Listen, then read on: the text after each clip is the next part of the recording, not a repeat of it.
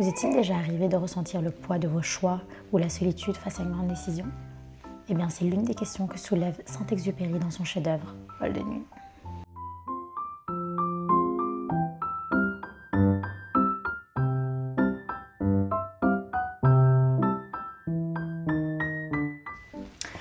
Alors, Saint-Exupéry, je pense qu'on ne le présente plus, bien entendu. Il est connu pour son fameux livre Le Petit Prince, qui est d'ailleurs l'un des ouvrages les plus vendus au monde, qui est un livre que moi aussi personnellement j'adore.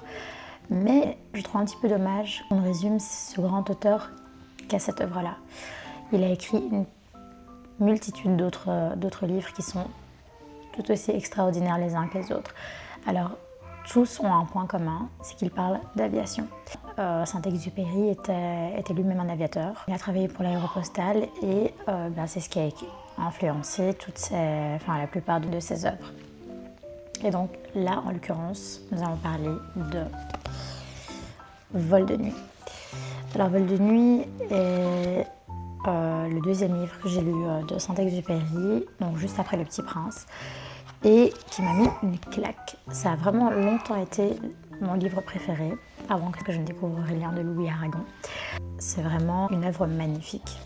Alors, en quelques mots, dans Vol de nuit, l'histoire se passe à Buenos Aires, donc en Argentine, et c'est dans les tout débuts de l'aviation commerciale.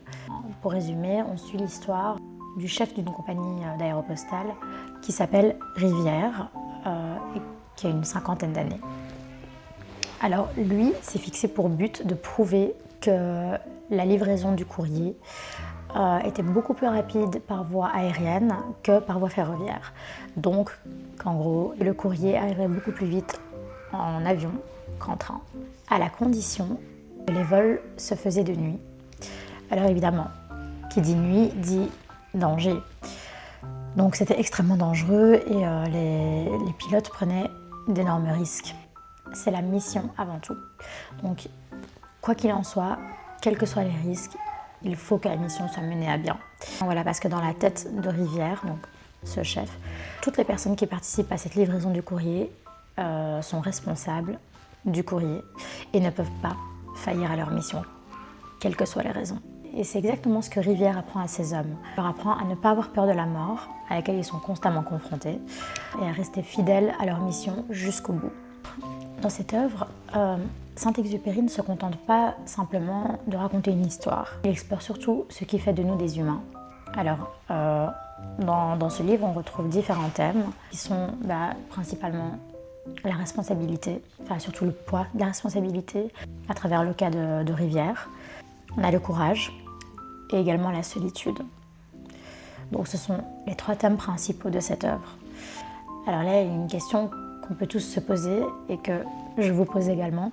Que feriez-vous si votre décision, l'une de vos décisions, pouvait coûter la vie? Eh bien, c'est ce à quoi le personnage de Rivière est constamment confronté.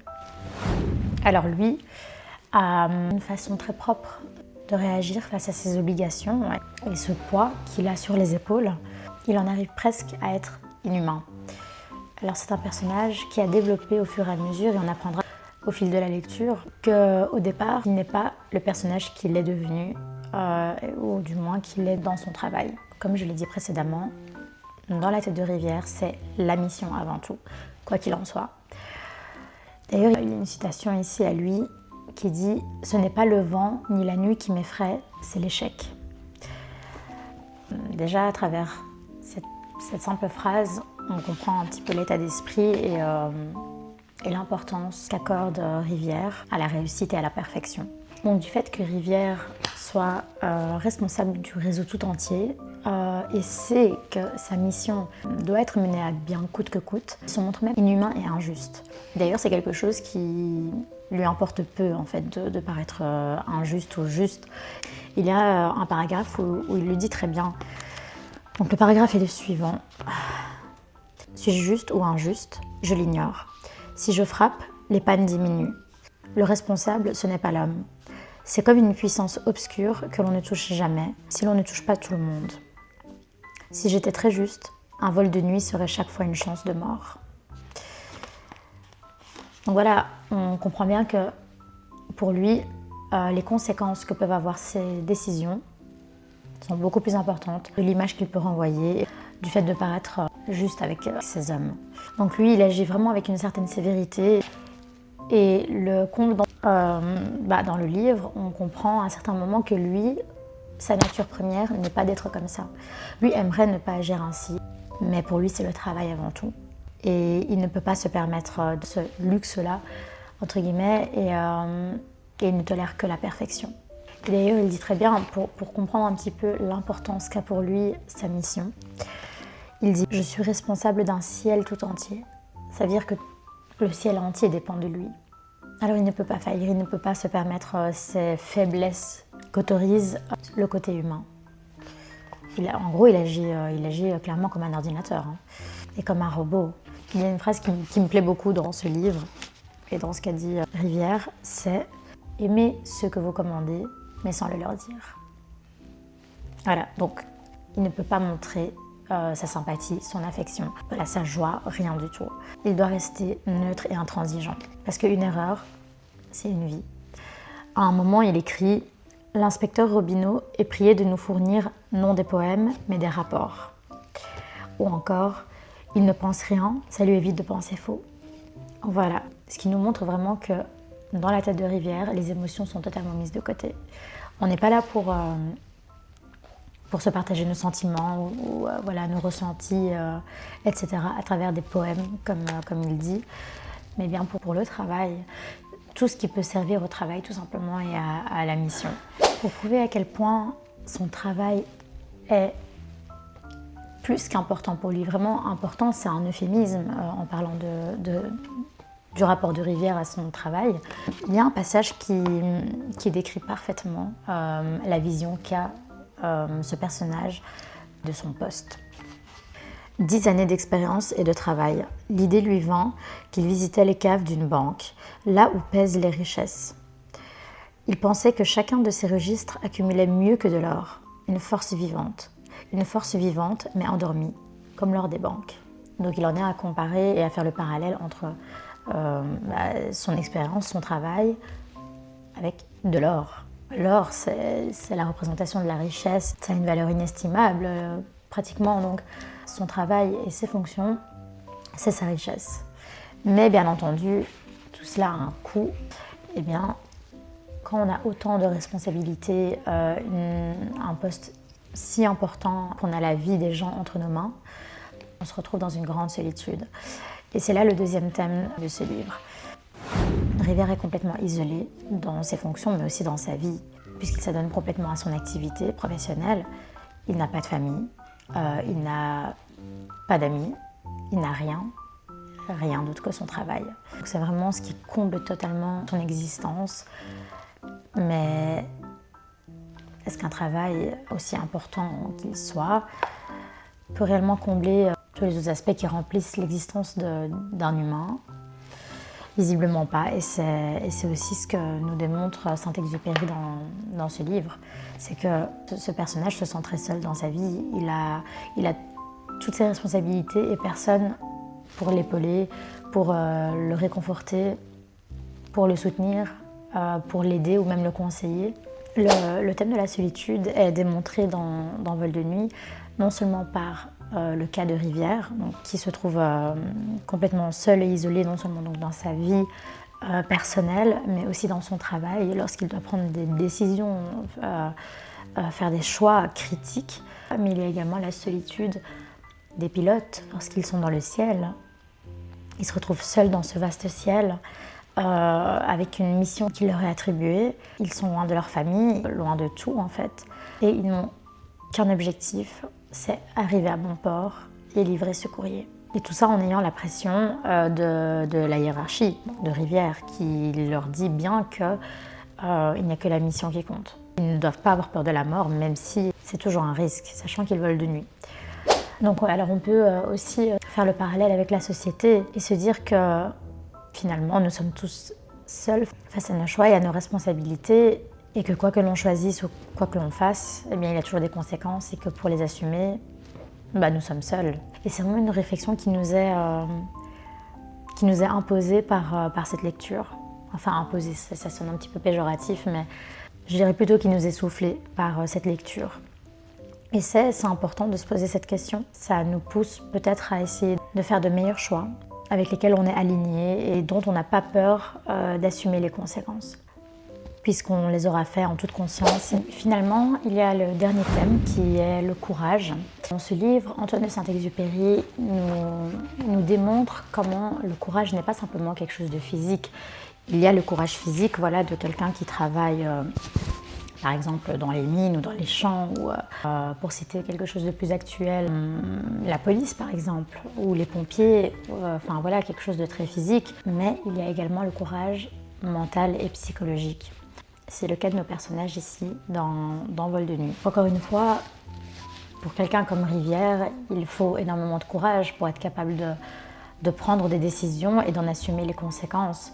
Et également pour se montrer très dur avec le personnel, enfin avec ces hommes, comme on les appelle. Ça demande du courage. Voilà, tout le monde n'est pas capable de faire des choix, par exemple.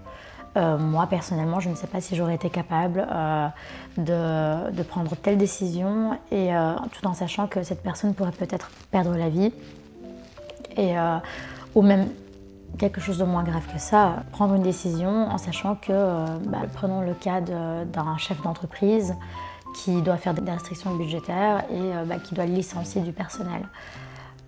C'est difficile de se dire que voilà, on va peut-être briser la vie de quelqu'un et que cette personne-là a une famille à nourrir, elle va peut-être se retrouver SDF, et tout ça par ta faute.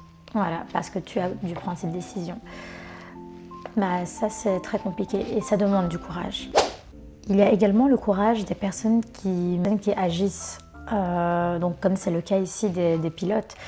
Et dans le livre, on suit notamment le parcours d'un des pilotes qui s'appelle Fabien et qui, lui, fait également preuve de courage pour aller et voler dans la nuit, tout en connaissant les risques encourus.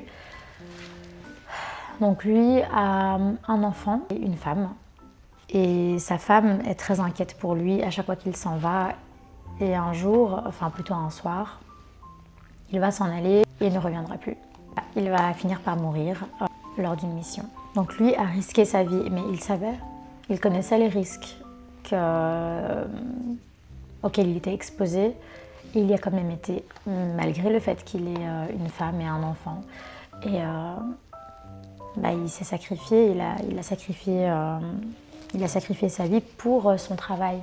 Et ça demande du courage. Donc là, c'est clairement démontré à travers tous ces exemples-là. Alors pour conclure, je pense qu'on peut retenir de ce chef-d'œuvre. Alors pourquoi est-ce que je dis que c'est un chef-d'œuvre ? C'est tout simplement parce que la manière d'écrire de Saint-Exupéry est absolument incroyable, magnifique, spectaculaire. Et spectaculaire au sens propre du terme, parce que vraiment ces livres sont tout un spectacle. Ils nous offrent un monde auquel on ne peut pas accéder autrement que par son écriture à lui. Je ne suis pas particulièrement attirée au départ par le monde de l'aviation, par les avions, par tout ce qui est de cet ordre-là. Et avec Saint-Exupéry, c'est presque une passion. Je lis ces livres comme si j'étais passionnée d'aviation, parce qu'il arrive à me faire m'intéresser à ce sujet-là tellement il en parle bien. Et il rend ça poétique. C'est un livre que j'ai lu il y a 10 ans, quelque chose comme ça. J'étais vraiment au début de ma vingtaine, et c'est pour dire vraiment à quel point il m'a marquée. J'en fais une vidéo aujourd'hui, des années plus tard, et les souvenirs me paraissent encore vraiment très clair. C'est le genre de lecture qui vous reste en tête très longtemps. N'importe quelle personne qui le lira ne regrettera pas sa lecture. C'est vraiment un livre que j'aime par-dessus tout. Ce qu'on peut retenir de cette histoire, à mon sens, est que finalement, chacun d'entre nous, à des degrés différents, est un Rivière. Avec ses choix et ses responsabilités du quotidien, chacun d'entre nous fait face à des dilemmes parfois, des décisions qui ont de lourdes conséquences. Et voilà, on essaye tous de faire comme on peut et de faire au mieux avec notre conscience. Donc voilà, et je serais curieuse de savoir si vous avez d'autres œuvres marquantes comme celle-ci, sur les mêmes thèmes. Je serais vraiment ravie de découvrir de nouvelles œuvres si je ne les connais pas encore. et de savoir quelles œuvres vous ont marqué autant que celle-ci m'a marqué. Donc voilà, je pense que nous avons terminé pour ce deuxième épisode de l'interview littéraire. J'espère vraiment que cette vidéo vous aura plu et que ça vous aura donné envie de découvrir cette œuvre-là, parce que vraiment elle vaut le détour. Et voilà, et comme d'habitude, je vous remercie infiniment pour avoir regardé cette vidéo. N'hésitez pas à mettre un petit j'aime et puis à partager vos œuvres marquantes avec moi. Ça me ferait extrêmement plaisir. Et on se dit à bientôt pour un tout nouvel épisode.